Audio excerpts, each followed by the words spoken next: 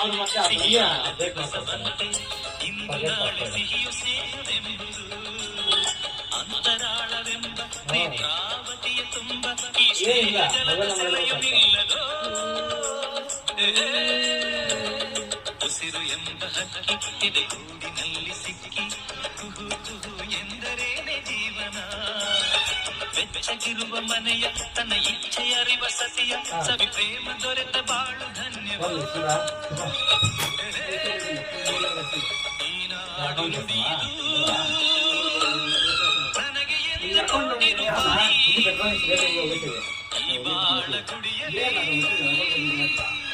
ನಿಜದ ಮುಂದೆ ನಾನು ಸಿಪಾಯಿ.